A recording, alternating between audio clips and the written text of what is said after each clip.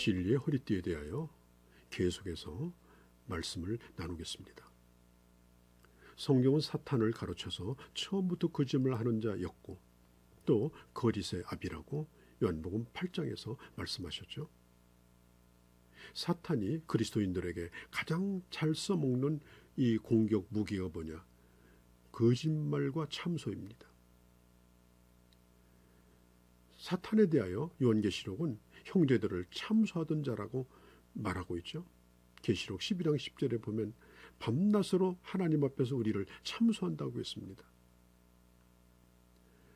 사탄은 아담과 하와를 첫사람을 공격할 때도 이 거짓이라는 무기를 사용했습니다. 하나님은 정령 금지된 열매를 따먹는 날에 죽을 것이라고 말씀했지만 사탄은 왜곡하였습니다. 너희가 죽지 아니하리라. 하나님의 말씀을 의심하게 만들고 혼란스럽게 만듭니다. 하나님은 사랑의 하나님일 수가 없어. 주시려면 다 주시지 왜 저걸 못 먹게 하는가? 불만에 빠지게 만들고 하나님처럼 될 거라는 착각에 빠지게 만들어서 결국은 선악과를 따먹고 죄를 짓게 만든 것입니다. 오늘 이런 사탄의 교란 작전은 오늘도 끊임없이 우리 안에서 일어나고 있습니다. 끊임없이 하나님의 말씀을 왜곡시키고 혼미하게 만들고 분별력을 떨어지게 만드는 것입니다. 이 사탄의 공격에 맞설 수 있는 방어 무기는 바로 진리의 허리띠입니다. 진리를 선포하는 것입니다. 그러므로 이제 그리스도 안에 있는 자에게는 결코 정죄함이 없다라고 외쳐야 합니다. 사탄은 항상 거짓으로 공격하니까 언제나 진실을 말하는 그런 습관을 가져야 됩니다. 진실을 말할 때 사탄이 틈타지 못하는 것입니다. 한두 가지씩 거짓을 섞다 보면 결국은 그 틈으로 사탄이 역사하는 것입니다. 사탄의 이 괴계를 이길 수 있는 방법은 언제나 정직한 것입니다. 감추고 또 합리화하려고 하다 보면 결국은 올무에 걸려들게 됩니다. 그러나 사실을 있는 그대로 말하면 오히려 사탄의 역사는 저절로 끊어집니다. 어떤 사실을 너무나 복잡하게 어렵게 만들어가는 이유가 뭡니까? 진실에 직면하지 않기 때문입니다. 우리가 정직에 대해서 얘기한다는 것만큼 어려운 얘기가 없습니다. 누군가에게 잘 보이거나 인정받기 위해서 정직하려고 한다면 그 자체가 거짓입니다. 하나님은 정직한 자를 기뻐하시죠. 영국 속담에 하루를 행복하게 살려면 이발을 하라. 일주일을 행복하게 살려면 결혼하라. 한 달을 행복하게 살려면 말을 사라. 1년을 행복하게 살려면 새 집을 사라. 그러나 일생을 행복하게 살려면 정직해라. 정직하게 산다는 것이 쉬운 일이 아닙니다. 우리가 약한 세대에서 그럼에도 불구하고 영적으로 승리하려면 정직의 허리띠를 띄어야 합니다. 오늘 이 세상은 단순하고 정직하게 사는 사람을 모자란 사람으로 봅니다. 교회 안에서 믿음이 좋다고 하는 사람 가운데도 진실하지 못한 사람이 얼마나 많습니까? 사도 바울이 디모데 보기를 그렇게 원했던 이유가 디모데 안에 있는 거짓 없는 믿음 때문이라고 말하지 않았습니까? 과연 나는 거짓 없는 믿음을 가졌는가? 한번 생각해 보시기를 바랍니다. 단순히 사람을 속이거나 훔치거나 그렇게 하는 것이 거짓을 하는 걸까요? 이 정직하게 산다는 기준이 뭘까요? 완벽한 걸 요구하는 걸까요? 성경에서 말하는 정직이라는 것은 단순히 거짓말을 하지 않는 것 이상의 넓은 의미를 말하고 있습니다. 예를 들면 바울이 이 구제 기금으로 모여진 이 헌금을 이제 관리를 하는 일에 대하여 고린도후서 8장 21절에 보면 세 번역에 보면 이렇게 말합니다. 우리의 목적은 주님 앞에서뿐 아니라 사람 앞에서도 그 일을 바르게 하려는 그것입니다. 정직이란 바르게 하려는 것입니다. 그런 결과로 결국은 건강하고 또 아주 강한 영적 전쟁에서 이길 수 있는 하나님의 사람으로 설 수가 있는 것입니다.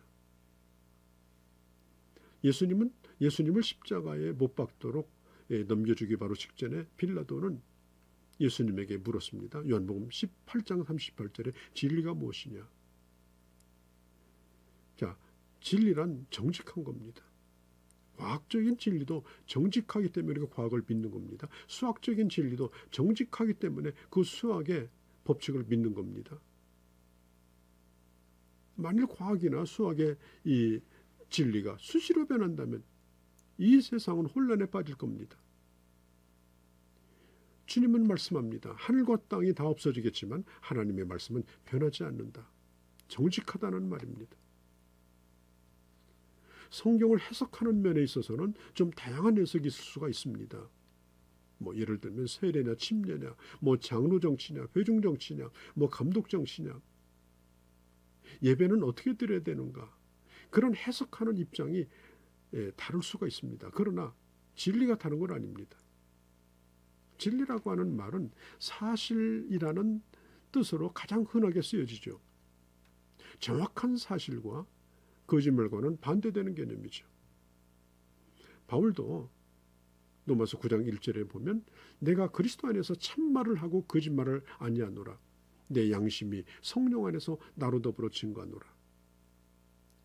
바울은 성령님의 그 이름을 일컬으면서 자기가 참말을 하고 있다고, 성령께서 내 증인이라고 그렇게 말합니다.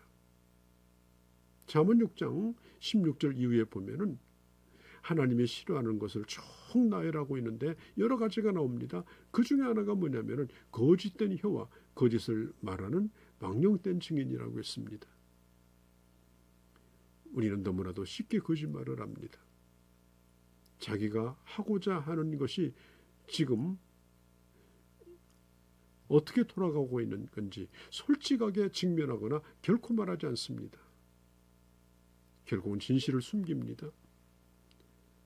그리고 내용까지 적당히 바꿉니다. 자, 이런 거짓이 습관에 빠져버리고 그러면 결국은 자기가 누구인가도 다 잃어버립니다. 자, 만일 중고차를 타는 사람에게 판다면 그 차의 좋은 점과 나쁜 점을 나는 다 알고 있습니다. 자, 그 차를 사려고 하는 사람에게 다 얘기를 어디까지 해줘야 되는 걸까요? 묻는 것만 얘기해야 될까요? 묻지 않는 것도 내가 알고 있는 그 모든 것을 말해줘야 하지 않겠습니까? 왜냐하면 그것은 생명과 직결이 되기 때문입니다. 내가 알고 있는 것을 다 말해주지 않는 것은 옳은 일이 아닙니다. 진실은 원만한 대인관계를 가지는 데 있어서 아주 중요한 열쇠 중에 하나입니다. 결국은 진실하지 않으면, 한두 번 속이게 되면 결국은 저 사람은 믿을 만한 사람이 아니다. 그래서 내 곁을 떠나가게 되는 것입니다. 관계의 신뢰를 깨버립니다. 신뢰가 사라지면 좋은 관계가 유지가 안 됩니다.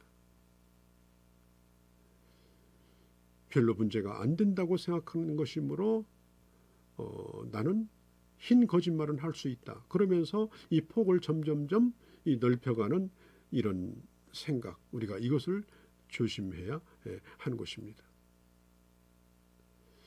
자, 우리가 설령 참말을 하고 있다 할지라도 어떤 사람으로 하여금 거짓말을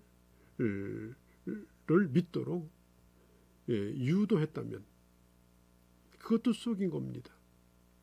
야고보도 누구든지 스스로 경건하다 하며 자기 혀를 재갈을 먹이지 아니하고 자기 마음을 속이면 이 사람도 경건이 헛된 것이라고 했습니다. 참말을 하는 것 같은데, 경건한 것 같은데 거기에 숨겨져 있는 이 거짓, 그것을 주의하라고 하는 것입니다.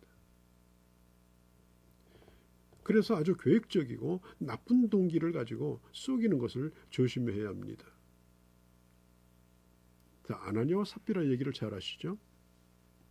그런 교회에서 다른 사람들이 다 재산을 전부 팔아서 전 재산을 사도 앞에 갖다 놓으니까 이 부부가 상의했습니다. 우리도 그렇게 했으면 좋겠다. 그런데 재산을 팔고 보니 너무나 아까운 겁니다. 그래서 결국은 반절은 남겨두고 반절만 사도에게 가지고 가면서 이것이 전부라고 말했습니다. 그날 그 부부가 다 죽었습니다. 자, 우리 상식으로 보면 이것이 죽을 만한 이유가 될까요? 그러나 하나님을 속였다는 면에서 심각하게 주님은 다루신 것입니다. 여러분, 정직하다라고 하는 것은 다른 면으로 볼 때 성실하다는 의미도 포함되어 있습니다. 왜냐하면 성실이란 참되고 거짓된 것이 없이 순수한 동기를 가지고 어떤 일을 하는 것입니다. 보여주고자 하는 것이 아닙니다. 자, 우리의 행동과 우리의 됨됨이, 그 말과 동기, 이런 것에 대해서 여러분 성실하도록 애쓰십시오. 성실함을 유지하십시오. 우리 마음속에 자리 잡고 있는 동기뿐 아니라 공적으로 나타난 삶도, 또 사적인 삶까지 그 정직이 유지되어야 바로 이 영적 전쟁에서 승리할 수가 있는 것입니다. 성경에 보면 그런 말이 있죠. 정직하지 않으면 뒤에서 쫓아오는 사람이 없어도 도망다닌다고요. 정직과 성실로 양식을 먹고, 그리고 주님과 바른 교제를 가지고 언제든지 주님 앞에 설 때 담대하게 정직한 모습으로 설 수 있는 그런 하나님의 자녀가 되어주시기를 바랍니다.